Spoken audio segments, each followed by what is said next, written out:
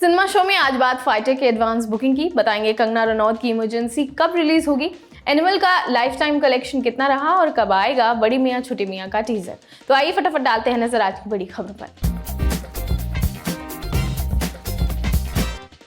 Amazon prime video की animated series invincible 2 के दूसरे पार्ट की रिलीज डेट पता चल गई है। इस सुपर हीरो सीरीज के नए एपिसोड्स को 14 मार्च से देख सकेंगे। सैफ अली खान के चोटिल होने के बाद खबरें चली कि उनकी और जूनियर एनटीआर की फिल्म देवरा की रिलीज को पोस्टपोन कर दिया गया है।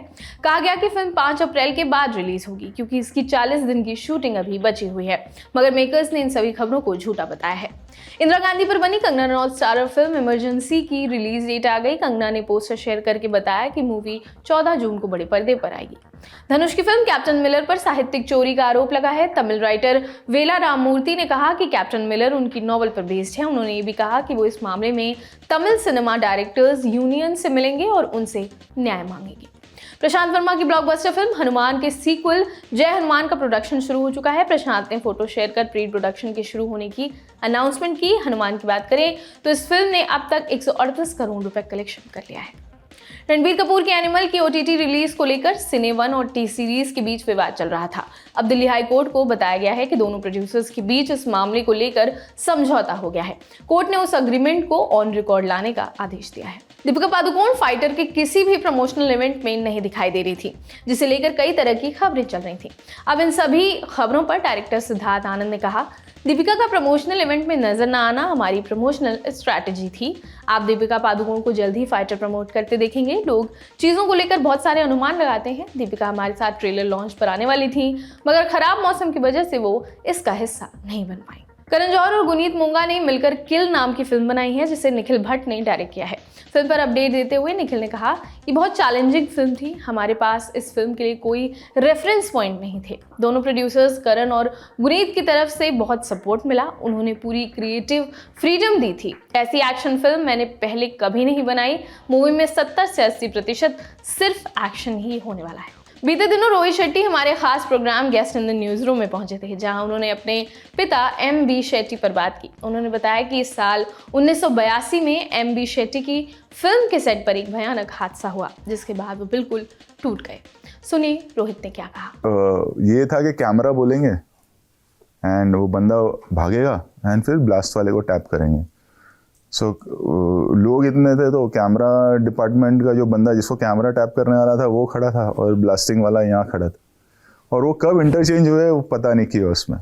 तो मंसूर को भागने के लिए कहा और डैड के हिसाब से वो कैमरा टैप करने वाले को बोल रहे हैं और ब्लास्टिंग वाला उधर आ गया। उन्होंने खुद कब इंटरचेंज किया अपने आप को, डैड को नहीं पता स्विच। तो डैड तो कैमरा ही ऑन करने बोले थे, लेकिन वो ब्लास्ट दब गया। वो तो भागते भागते पूरा गोडाउन उड़ा, मंसूर को आग लग गई पूरी and he passed away in that. Severe burn injury. Severe burn injury. तुम सेट पे अफरा तफरी हो गई? बहुत ज़्यादा। हम लोग तो बहुत छोटे थे, खबर फैलना शुरू हुई, शाम तक मॉम को खबर है कि ऐसा हुआ था कि and then he passed away वो मंसूर। एंड फिर उसके 1 साल में डैड ऑल्सो पास्ड अवे। उन्होंने वो अपने ऊपर ले लिया था और डैड की इमेज बहुत स्ट्रॉन्ग थी वर्कर्स में, बिकॉज एसोसिएशन में वो फाइटर एसोसिएशन जो अभी हमारा है, पहले 7 रास्ता करके मुंबई में एक जगह वहाँ हुआ करता, तो डैड बहुत एक्टिव थे वो वर्कर्स के लिए, मतलब वो फेमस थे। वो प्रथा मैं भी फॉलो करता हूँ, सिर्फ फाइटर्स ही नहीं बट जूनियर आर्टिस्ट में भी, कि अगर 100 का काम है तो 200 को बुला लो, जो पुराने लोग हैं 100 बाहर बैठेंगे, क्योंकि एक उम्र के बाद फिर काम नहीं मिलता है, चाहे वो डांसर्स हो या वो फाइटर्स हो या वो जूनियर आर्टिस्ट हो।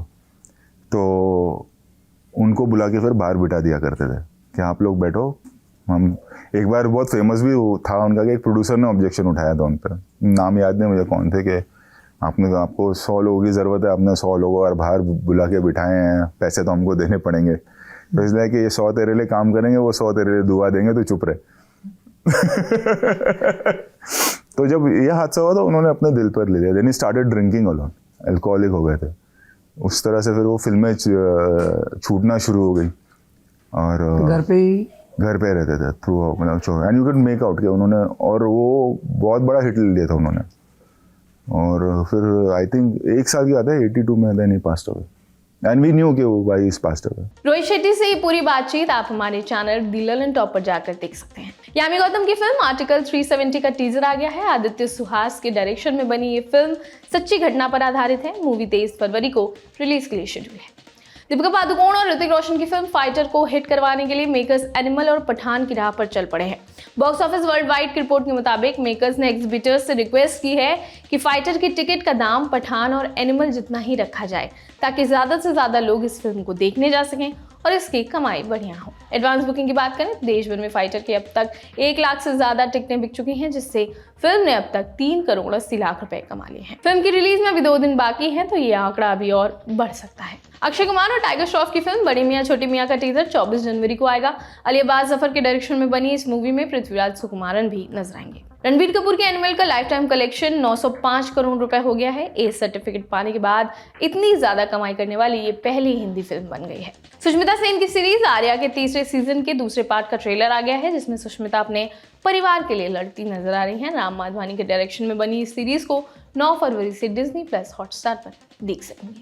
तो बस ये थी आज की बड़ी खबरें। अब मुलाकात होगी कल नए एपिसोड में नई खबरों के साथ। तब तक आप जुड़े रहिए हमसे, देखते रहिए ललन टॉप सिनेमा। शुक्रिया।